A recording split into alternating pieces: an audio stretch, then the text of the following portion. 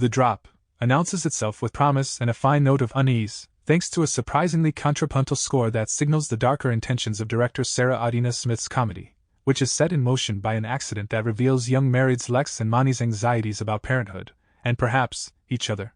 Far below an aerial shot, jade green waves crest and unfurl to the swelling and swirling notes of an orchestra. The patterns are mesmerizing, shape-shifting from recognizable into what might resemble a spider's web or a membrane. From this beautiful, extended image, cut to Lex and Mani making love and, fingers crossed and sperm willing, a baby. It's a bold and amusing veer in tone, intended to signal both the wait and wit to come. Only Smith, working from a screenplay she wrote with Joshua Leonard, never quite rides those waves to either perfect laughs or the intriguing blend of genres she's pulled off in her previous films, Buster's Malhart and The Midnight Swim. It's not for lack of ambition and craft. Both the cinematography and Ellen Reed's music affirms Smith's more consequential gestures. It's the comedy of The Drop that falls short. With their friskiness and easy repartee, the seemingly in-sync pair of Mani and Lex are humorous about her ovulation cycles. They own a Los Angeles bakery. They dig each other. And while Mani would like to go to his mother's birthday in Brooklyn, he's willing to forego it to support Lex at the nuptials of friends Mia, a lawyer, and Peggy, a gynecologist. Shauna, another friend and an Emmy-amassing actor, is footing the bill for the destination wedding at yet another friend couple's beachside resort in Mexico. Joshua Leonard and Jillian Bell are Josh and Lindsay, the struggling to stay hip and solvent expats. Utkarsh Ambudkar is Robbie, Shauna's complementarily narcissistic husband. Shauna's teenaged son, Levi, tags along, sporting the right amount of peach fuzz to suggest an appropriately randy puberty, and exhibiting a goodly interest in porn and online vlogging that hints at pre-incel tendencies. Just a reminder, if you're enjoying the video so far, please make sure to like, subscribe, and hit that notification bell so that we can keep creating meaningful content. Thanks for tuning in. The title refers to the disastrous handoff of Mia and Peggy's infant.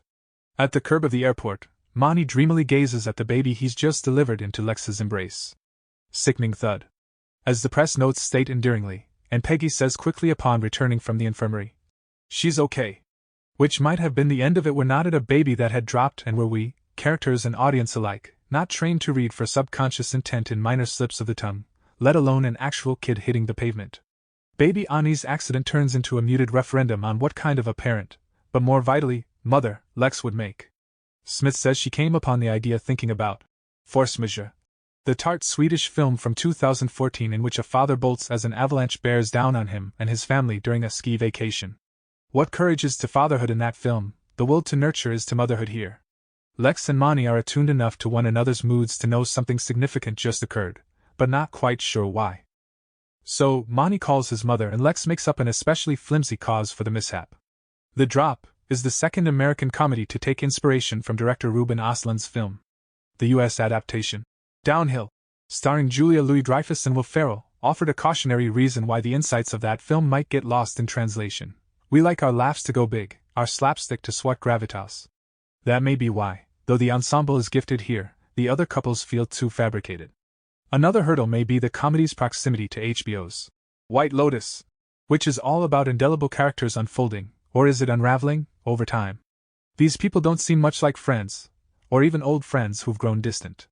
That Lex and Mia were once a couple, and that Mia wants Lex to write her and Peggy's vows feels like something from a different, broader romantic comedy. The Drop is smarter than it is funny. As sympathetic as Konkle and Fowler are as the beset couple, had the film leaned into its intelligence more, trusting its bleak comedy and affording its other characters a little emotional wiggle room, it may have achieved a more perfect coupling of each.